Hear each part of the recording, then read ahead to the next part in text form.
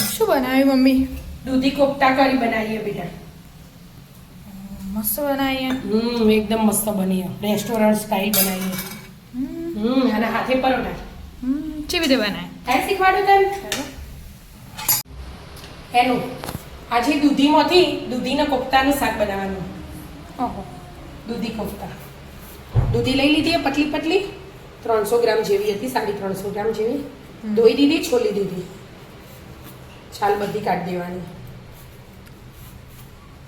સમારવાની? ના, તો છીણી કાઢવાની. શેણવાની એમ? હા, તૈયાર જ કરીએ. પડી નહીં રાખવાની. જ્યારે આપણે ચાલુ કરીએ એટલે હાથે બધું કરી જ દેવાનું. હવે આ મોટી સીણી લીધી ને એમાં સીણી દેવાની. કેમ શેણી દો? હા બેટા, આપણે શેણી દો. શેણી દીધી? હવે દૂધી બધી છીણી લીધી, કોટનના કપડામાં લઈ લીધી.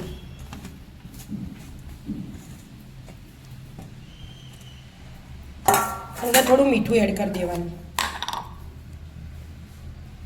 એટલે જે આ કાળી એ ના પડે દૂધી અને જે પાણી છૂટવાનું હોય ને એ બધું છૂટીને નીકળી જાય. પછી આપણે દબાઈ ને જોઈ લઈશું. પાણી બધું નીકાળી હા, દેવાનું. એટલે કોરું થઈ જાય તારે સ્વાદ સારો આવે. અને દૂધીમાં પાણી હોય જ. આ જ્યુસ પીવો હોય તો એ પી જવાય નીચે દૂધીમાં. મેં જો દીદી બરાબર કે હા, બધું ને જોઈ જ્યું. હવે લઈ લેવાનું બાઉલમાં. કેટલી થઈ છે? થોડી થઈ છે. થોડી થઈ છે. હવે આપણે એમાં મસાલા કરીશું. હવે પહેલા આદુ લસણ મરચાં ખોડ્યા હતા એ એડ કરી દઈશું.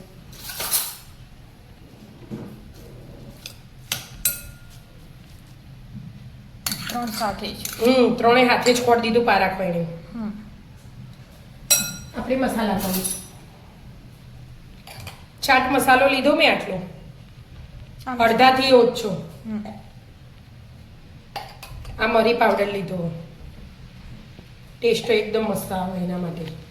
આ શેકેલા જીરાનો પાવડર. અને આજ મેં ચાટ મસાલો નાખ્યો ને, ચાટ મસાલો ના નાખવો હોય ને તો આમચૂર પાવડર હોય ને તો એ ચાલે. એમાંથી ગમે તે એક નાખવાનું. અને મરચું એડ કરી દીધું. મીઠું તો આપણે પહેલા એડ કર્યું હતું ને એટલે મીઠું એડ નહીં કરીએ. અને એમાં ઓછું નાખ્યું હોય ને એવું લાગતું હોય તો એડ કરવું હોય જ કરવાનું.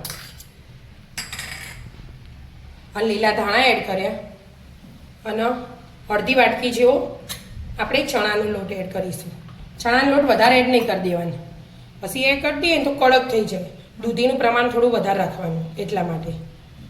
અને કશું હાલ એડ નહીં કરવાનું. આવી રીતે બધું મિક્સ કરીને લોટ બાંધી દેવાનો.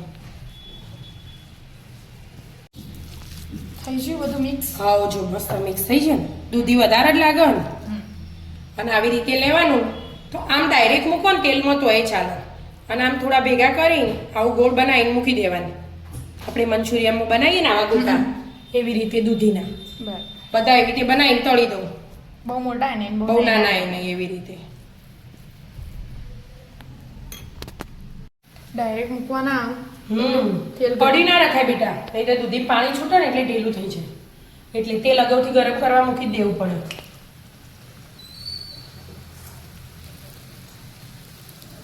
આ નાના નાના બોલ બનાવે અને મેળ દીધા લાઈનસર માપનું તેલ લઈને. જેટલા આવે એટલા એડ કરી દેવાના.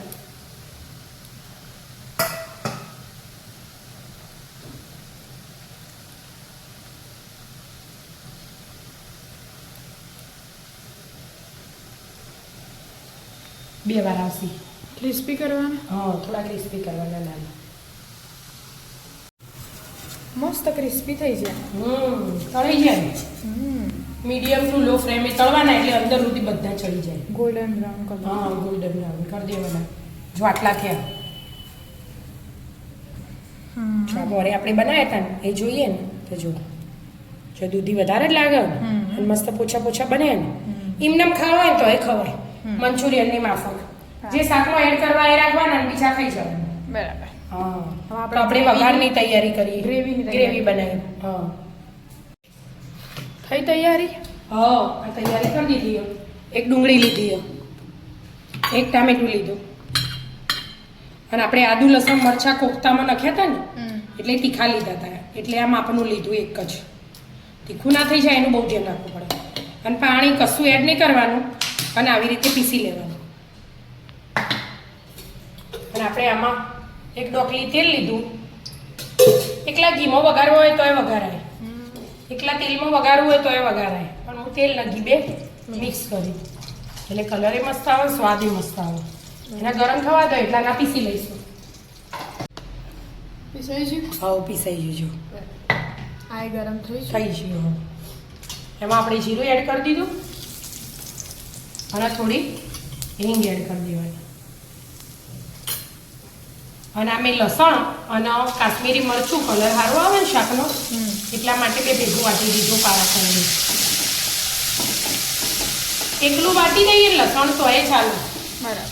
પછી પાછળથી કાશ્મીરી મરચું એડ કરી દેવાનું. પણ મેં બે ભેગું વાટી પેસ્ટ અને આ પેસ્ટ બનાવી હતી ને ડુંગળી ટામેટું અને લીલું મરચું એ બધું મિક્સ કરી અને બરાબર ચડવા દેવાનું. ચડી ગયું? હવે બેટા જો તેલ છૂટી ગયું એટલે ચડી ગયું. આપણે કાશ્મીરી મરચું એડ કરી દીધું એટલે હવે મસાલા ખાલી કરી દઈશું. એ એડ કરવાની જરૂર નહીં. સ્વાદ પ્રમાણે મીઠું, કોફતામાં તો ખાલી ગ્રેવીનું જ એડ કરવાનું. થોડી હળદર, ધાણા જીરું, શેકેલા જીરાનો પાવડર એટલું એડ કરી દેવાનું. અને મેં લઈ લીધું મોળું દહીં અને આને ચમચીથી જ મિક્સ કરવાનું, પેલાથી નહીં કરવાનું, નહીં કરે ને પતલું થઈ જાય એટલા માટે. અને એ એડ કરી દેવાનું. અડધી વાટકી જેવું લીધું આપણે. બધું બરાબર મિક્સ કરવાનું. ગેસ એકદમ ધીમું રાખવાનું એટલે દહીં ફાટે ના. દહીં ફાટી જાય તો સ્વાદ બદલાઈ જાય બરાબર. એટલા માટે. જો મિક્સ થઈ ગયું બધું ચોક હોય ને તે આવી રીતે આમ ભાગી દેવાનું. પણ આપણે પેલું હેન્ડ બ્રેકરથી ભાગીએ ને એવું નહીં કરવાનું. હવે આપણે જે આ દૂધીનું પાણી રાખ્યું હતું ને ડીશમાં એ એડ કરી દેવાનું. એક વાટકી જેવું હતું. હા એક વાટકી જેવું થયું હતું. હવે થોડું તેલ છૂટે ને એટલું ચડવા દેવાનું. ચડવા માંડ્યું કે? હા બધું તેલ ઉપર આવવા માંડ્યું ને બધું મિક્સ કરી જવાનું. અને હવે આપણે જમવાનો ટાઈમ થઈ ગયો ને તો કોફતા એડ કરી દેવાના.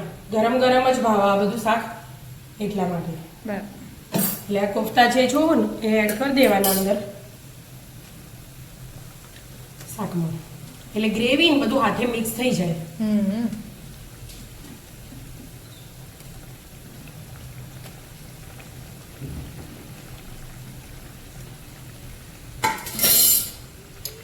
બધું એક હાથે હવે ચડવા દેવાનું. હા મિક્સ કરી જવાનું અને ચડવા દેવાનું.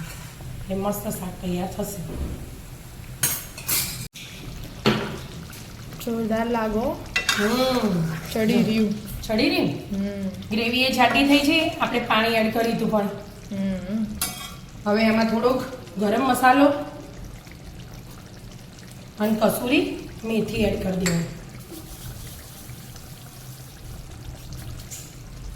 અને લીલા ધાણા એડ કરવાના. બધું મિક્સ કરી લેવાનું. બધું મિક્સ કરી લેવાનું. મસ્ત મજાનું દૂધી કોફતાનું શાક તૈયાર. દૂધી કોફતા કરી કહીએ તો એ ચાલે એમ. આપણે રેસ્ટોરન્ટમાં જઈએ નહીં હોતું લખેલું એ આ જ દૂધી કોફતા કરી. બરાબર. તો આવી જાઓ મિત્રો મસ્ત મજાનું દૂધી કોફતા કરીનું શાક ખાવા અને હાથે પરોઠા બનાવીશું ગરમ ગરમ.